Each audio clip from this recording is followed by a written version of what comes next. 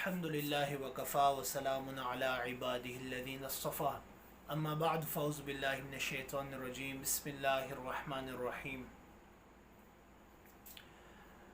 قال اللہ تبارک وتعالی فی کلامہ المجید والفرقان الحمید ومما رزقناہم ينفقون وقال فی مقام آخر وآتوا الزکاة صدق اللہ العظیم۔ آج کا موضوع صدقہ و خیرات اور اس کی اقسام سے متعلق ہے۔ عام طور سے ہم سنتے ہیں لفظ صدقہ یا خیرات، تو صدقہ و خیرات کو آپ آسان الفاظ میں یوں سمجھ سکتے ہیں کہ جو بھی بندہ اللہ تعالیٰ کے دیے ہوئے مال سے اللہ ہی کی رضا کے لیے غرباء و مساکین اور اچھائی و بلائی پر مشتمل امور میں اپنا مال خرچ کرتا ہے، اسے صدقہ و خیرات سے تعبیر کیا جاتا ہے۔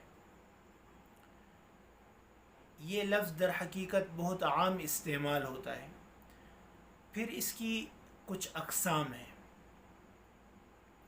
اس میں سے لفظ صدقہ، اس کو بنیادی طور پر تین اعتبارات سے تقسیم کیا جاتا ہے۔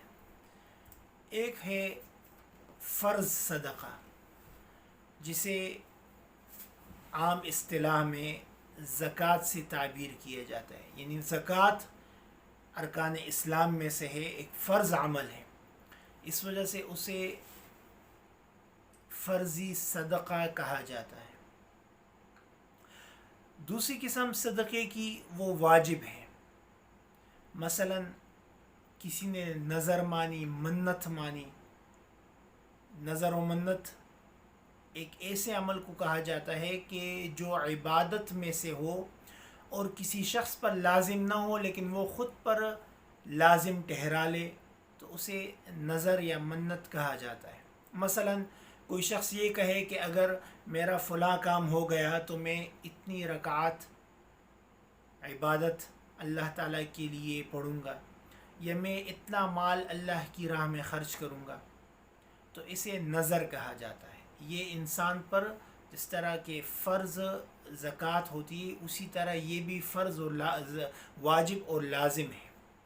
یا صدقہ فطر، جو ہر بالغ اور غیر بالغ پر، جو اس کے والد ہے یا جس کی یہ معونت یعنی ذمہ داری میں ہے، اس پر لازم ہوتا ہے اپنے بچے کی طرف سے دینا بھی۔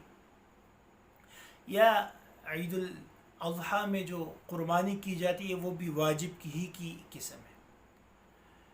تیسری قسم صدقے کی وہ بالکل عام ہے، اور وہ انہی معنوں میں استعمال کی جاتی ہے کہ جس معنوں میں ہم نے اسے خیرات کے معنی میں دی۔ تو یہ در حقیقت تین تقسیمیں ہو گئی صدقے کی۔ ایک فرض صدقہ ہے جسے زکوٰۃ سے تعبیر کیا جاتا ہے، ایک واجب ہے جیسے صدقۃ الفطر، نظر و منت، یا عید الاضحیٰ کے موقع پر جو صاحب نصاب پر قربانی واجب ہوتی ہے، تو وہ بھی واجب کی قبیل سے ہے، کی قسم میں سے۔